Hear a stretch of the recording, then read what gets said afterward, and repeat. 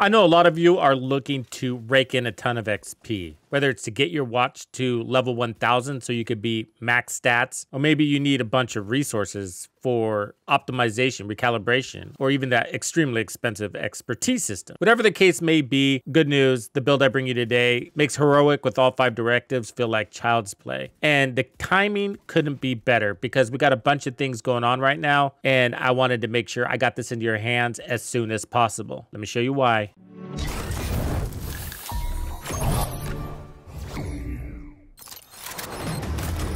Piece of crap wristwatch. Hey, so it's going to be a crazy week. So starting on Tuesday, July 2nd, we have the Guardians global event going live. And us longtime players, yeah, we've been leveraging these global events for a long time. This is how we get all of the exotics and basically the best gear in the game. So if you go into your menu here, you scroll on over to the Guardians event. So this is not a brand new event. However, they did make some new changes to it. So if you click on this here, basically you got these dudes with that yellow shield. They're called Guardians, and they protect the minions who have the red shield. And so the minions used to be and are still pretty close to being immune, but they used to be immune, and you had to take out the Guardian in order to kill the rest of the guys. And there were some exceptions to that, but eliminating the Guardian now temporarily increases your weapon damage, which is great, rate of fire, which is awesome, reload time, so faster reloads, we like that, and restores and increases armor and removes the damage reduction from protected enemies. So kill the Guardian and then everybody's free reign. So here are the changes that they made as of Project Resolve to the Guardian event. So when killing an angel or a Guardian, in addition to restoring armor to full, so you get 100% armor on kill, they're also going to give you 50% of total armor back as bonus armor. So that's crazy. Now that bonus armor isn't stackable, but that's how they're going around increasing your armor. So that's great because that means we can play fast. It also means we can explore our build diversity and kind of have fun with this because we know we're gonna have power and defense. Let's see here, increased damage buff from 30 to 50%. So it was 30, it's now 50. So we're gonna be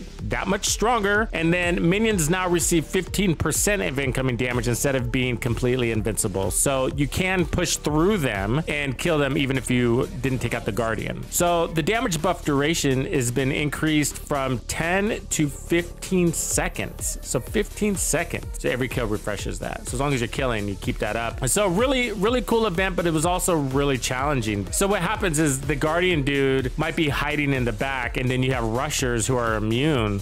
And so that would put you obviously in a pickle and limit you onto what kind of build you would run and ultimately lead to frustration. Snipers and rifles, really strong range weapons, are great because the Guardian does tend to be far away from you or in the back. You don't always have the luxury of him coming out the door first or being out of cover. So having a way to pick him off at range is a good idea. So by participating in these events, you also get access to this mini rewards track, and we got 2 exotics at the end of this one, but you earn red stars, and you earn red stars by leveling up your character while the event is active. And so you got to get all these red stars to get those caches. It's that easy. You're also banking those red stars as a form of currency. So once you get those red stars, you can start spending them over here at the season vendor that's only open when a global event is active. And so you do have to spend all your red stars before the event ends, or you will lose whatever remainder you have. The best ones are usually named item caches, optimization caches, legacy season caches, and exotic caches. So these are basically what most people buy. Named item caches are very valuable for new players, so don't overlook those. They're affordable, and they get you access to that Dark Zone exclusive gear that you wouldn't otherwise be able to get unless you went in there. Because you have to level up to get those red stars. The name of the game is XP, and so what you're going to want to do is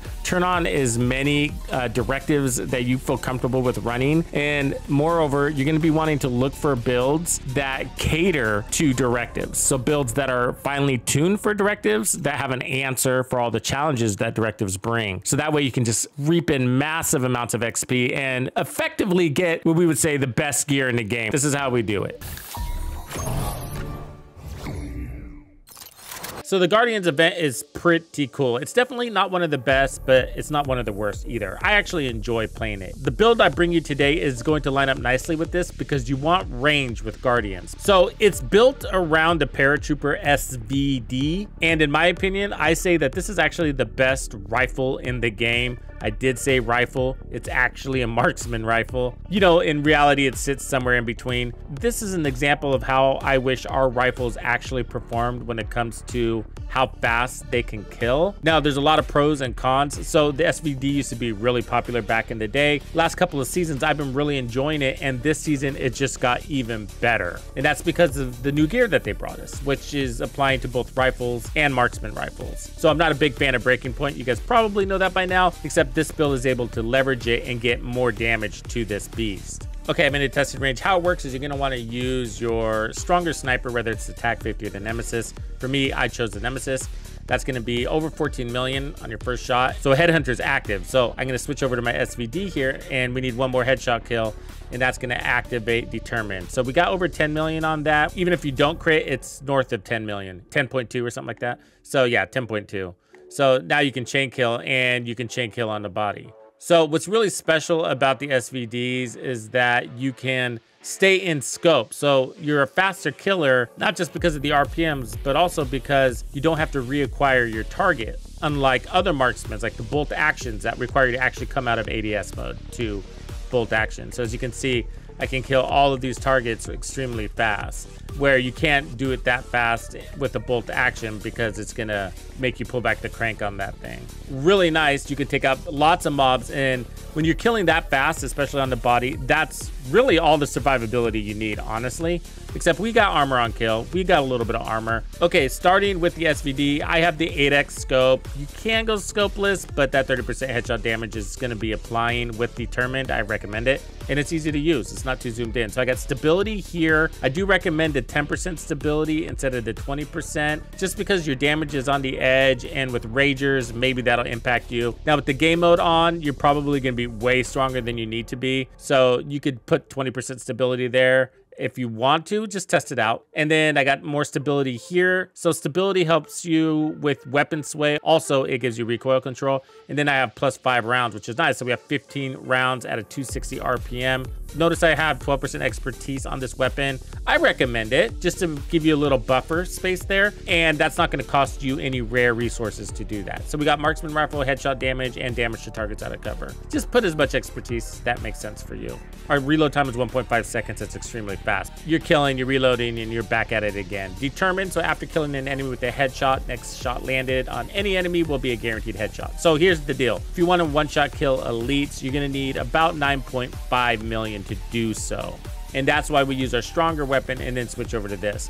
Remember, the Paratrooper SVD is playing in the world between marksmen and regular rifles, so it is on the lower end. In exchange, you get all those benefits I mentioned. The downside, the major downside of SVD is the weapon handling. This thing is all over the place. But with the pieces that they've given us over the last many seasons, actually, we now have this weapon under control, and we also have the power. So we can chain kill on the body, we have the weapon handling, and we have the power to do this in heroic with all of the directives. The reason why I'm running gunners is because I need ammo regeneration, and that's the other problem with the SVDs. So it's not really an SVD problem, it's more of a game setup problem. So they don't give us much ammo for snipers. It's like 150 rounds or something like that, which is really low because this thing can really throw those shots out. If you run sharpshooter, it also regenerates ammo, but only when you're in cover. Gunner is going to give you ammo no matter where you are, and you're going to get 10% armor on kill. That's all you need is 10% armor on kill. You don't need more than that on this build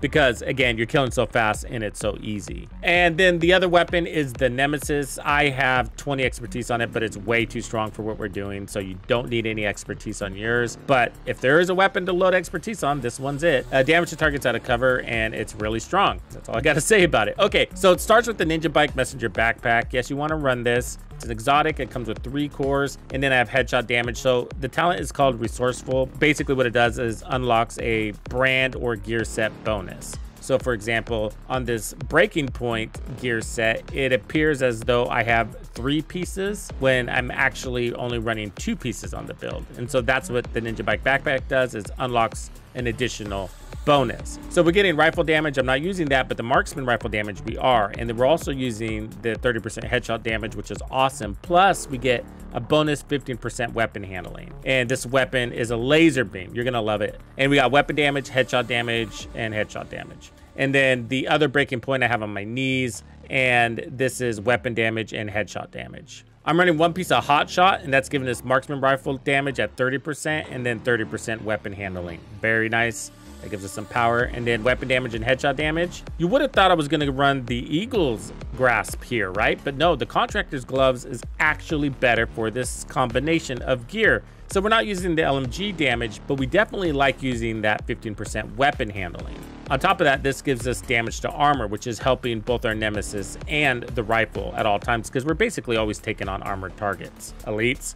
Anyways, I got headshot damage here. If we were to run the Eagle's grasp here, it would give us magazine size, which is a tiny bit helpful, but our reload so fast, we don't really need that. And then it would unlock the rifle damage. And we're not using a rifle, so that would be all basically going to waste there. However, we would appreciate the weapon handling down below, but that's the downside of the Ninja Bike backpack. You really want to make the best of everything you're putting on your build, because you're sacrificing a damage talent on your backpack, or even the memento, which is an everything backpack. So because you're running the Ninja, every single piece you have on your build needs to make sense. Every single piece. The chest piece is Habsburg, really important here, because that's going to give you 15% headshot damage and 20% marksman rifle damage. So you're going to probably want to run weapon damage on this. It normally comes with an armor core, so that can make this a little bit tough to find. And then I have headshot damage, but it's not super rare. Notice I have status effects. That takes us out of the unicorn category. If it was a unicorn, I'd have weapon handling there, and I'd be extremely happy. Either way, just get what you can get. The requirements here is headhunter and weapon damage. And then if you can get headshot damage or weapon handling or both, then you're in a good place. Headhunter is key, very important. So after killing an enemy with a headshot, your next weapon hit is going to give you an additional 125% of that killing blows damage. And then this continues until you reach a cap of 1,250%. So what's important in order to make sure you're taking advantage of this is that you have at least 150% headshot damage on your build. We have 286 on our main, and then 300% on the nemesis. So we're in the clear. And since we're at stats, let's look at that weapon handling. We have 60% weapon handling, and that's amazing on this weapon. Also, because of those stability mods kicking in, that's 90% stability. And so that's what I'm looking at. Stability is really important for me here. And then remember, when you're standing still, Gunner's gonna toss in another 10% weapon handling. So either way, look at all these consecutive shots. I mean, it's just really in control. Without that, you have quite a kick. So for skills, if you're gonna be running directives, you gotta think about skills that aren't gonna be annoying to use with cool skills, which is that directive that puts one on cooldown. Deploy your repair drone first, and then you can use your decoy as you would normally use it. And that's because it has a long duration. So let's go check it out in the field.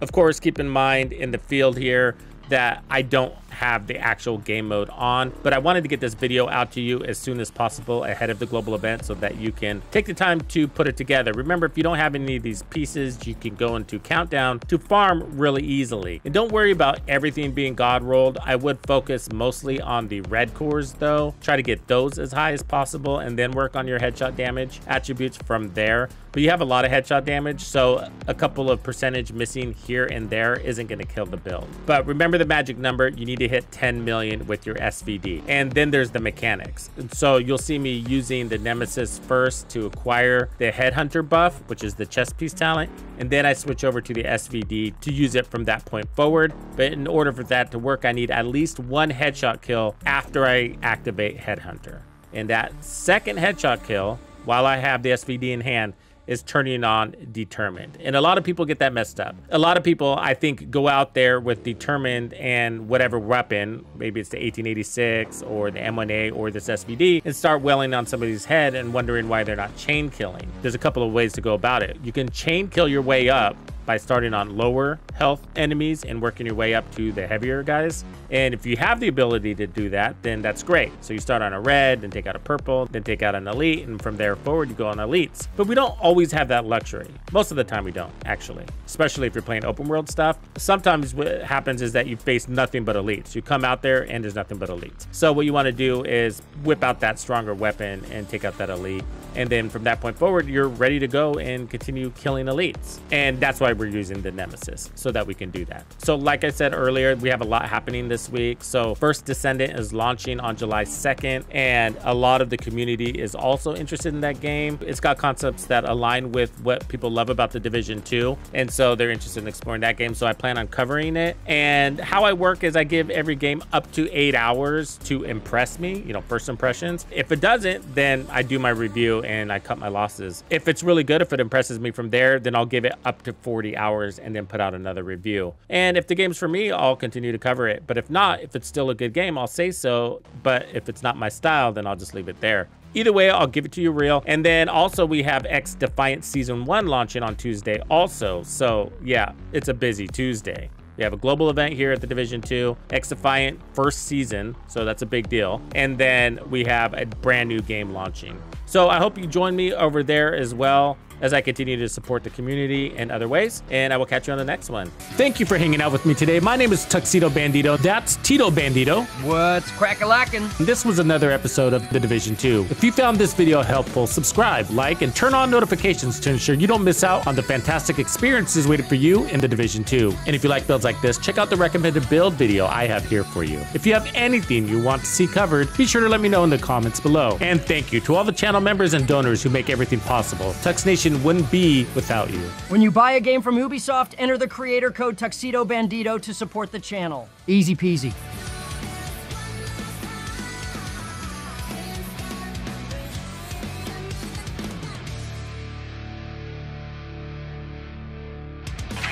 Follow me.